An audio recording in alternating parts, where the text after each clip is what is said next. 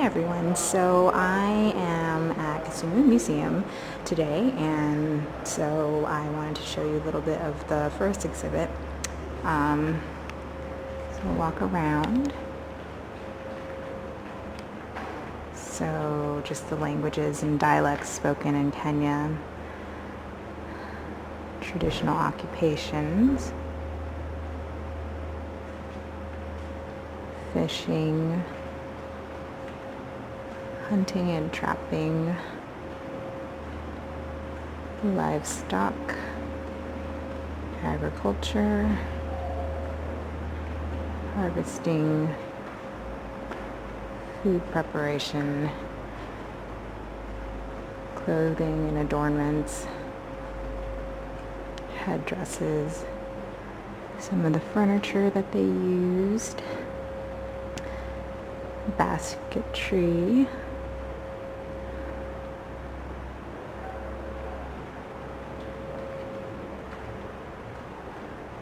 some pottery,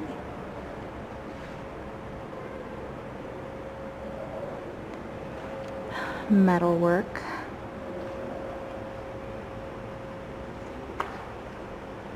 some of the weapons that they use,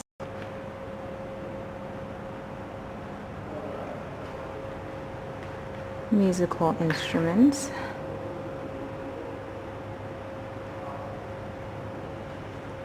recreational gadgets, I guess, or things that they use for recreation. I really like these. These are super cool. Children's toys. Traditional medicine. Some common insects that are found in Kenya.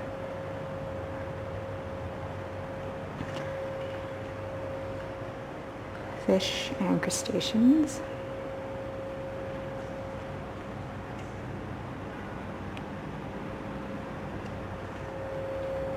Amphibians and reptiles.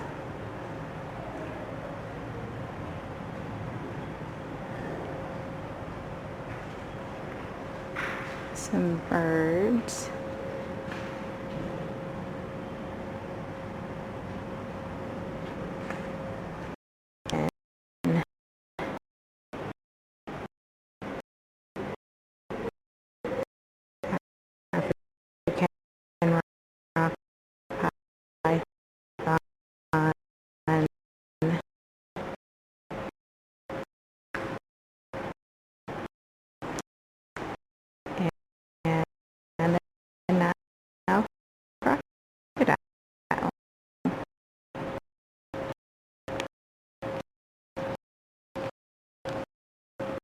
So again, just a quick tour. There's a couple more exhibits that I'm going to go check out, and I'll do a little quick tour of that too. Okay, talk to you soon. Bye. Hi guys, so I am outside and we have a crocodile display. I believe it's the Nile crocodile. So you can see that he is hanging out there. And then we have another one on the other side. But in the meanwhile, I thought this was super cool. You know me with birds. So these little nests over here on this tree, I believe are the nests of weaver birds. So you can actually see one in the tree right there. And they make these little circular houses for them to stay at. So there's one up here that's the beginning stages, and here are ones that are done. That one I think is also the beginning, it's almost complete. So I thought that was pretty cool. So going back to the crocodile, so here's the other one. Pretty big, as you can see. And that's their enclosure. So we're at the tortoise pen now, and just want to give you a quick glimpse of these, I guess, tortoises, something like that. But look at that one in the back, isn't it giant? We'll kind of go around. They're so cute. One mister right there. Look at that one. Ginormous. I wonder how old it is. Looks really sad though. So they're just chilling here. Comparison size-wise. Then we have little baby turtles right there. Hi, so we are now at Mizzy Odero's homestead. So this is kind of just a setup of how a homestead looks, and each of the different huts, or simbas as they call it, I guess house different types of people. So I'll just quickly go over what each hut, or who lives in each hut. So this one is the first son. This is the second wife. I guess this is where they keep the grain. There's one for each of the different huts. So this is for the first wife. This is the first wife's hut. This is the first hut that everyone goes to. I believe this is the man's hut. This area right here is the area where they keep the animals, and it's like a little corral area. As you can see, there's a makeshift fence here. In the back there is the grain, and also the house of the third wife. As you can see, they different tribes in Kenya are polygamous. And then this hut over here is the hut of the second son. So that's kind of how the homesteads are usually arranged in Kenya. I am now approaching the first son's house. This is the first house on the left as you enter the gate. So this is how the house looks, and we're gonna just take a quick peek inside. So I'm not really sure what that is for. They don't really have a description, but kind of how it looks like. So this is the house of the second wife. That's what the sign says. And as we enter the house, you can see that they have adorned it with some baskets, sitting stools, pottery. I'm assuming just to represent what it would have been like to live in this hut. So off to our next. So this is the first wife's hut, or they call it a simba. Fortunately, we can't go in, but this is supposedly the first hut and the most important hut in this homestead area. So this is where the first wife stays. So this is the man's hut, and I guess this is where the husband or the person who is the head of the household or the homestead stays. I'm assuming that's a bed. There's some nice painting. Just some other adornments. So the last place I wanted to show you guys is probably the most relevant for me. This is the cattle corral for the homestead. So you can see here's a little fence that they made. An area where I guess they can make a fire and burn whatever they need. And then here is the hut where the animals stay.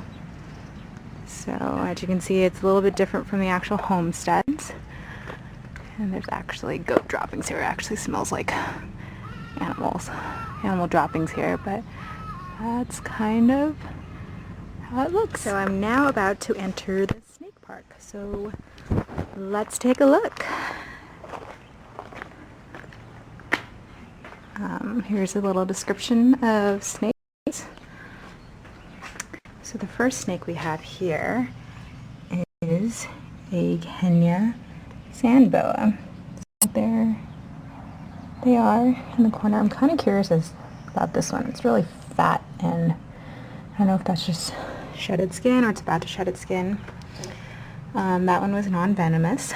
This is an African rock python.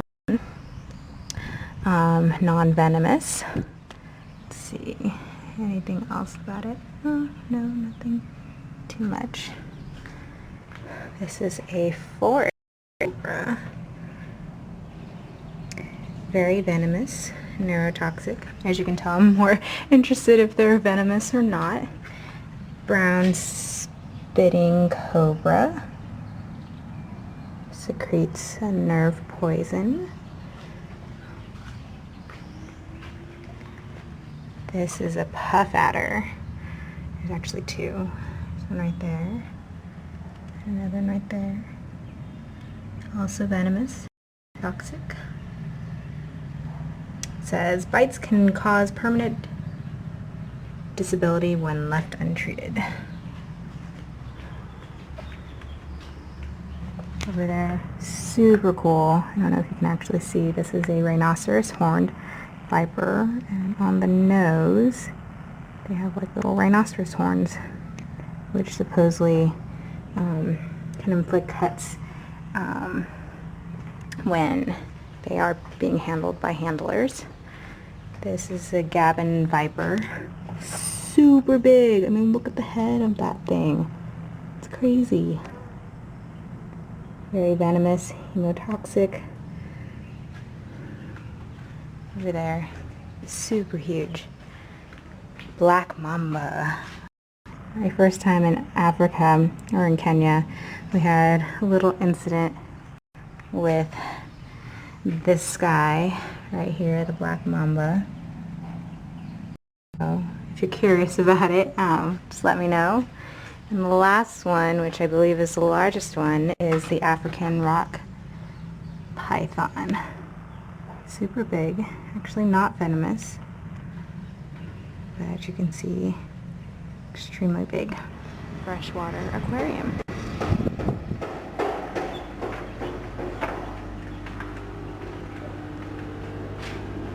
So this is how it looks.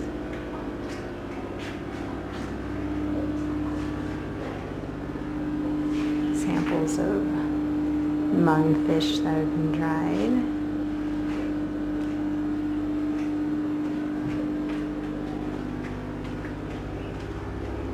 So these are all fish that are found in Kenya.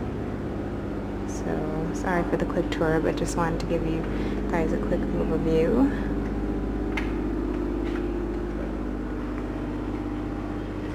Some endangered species are here too.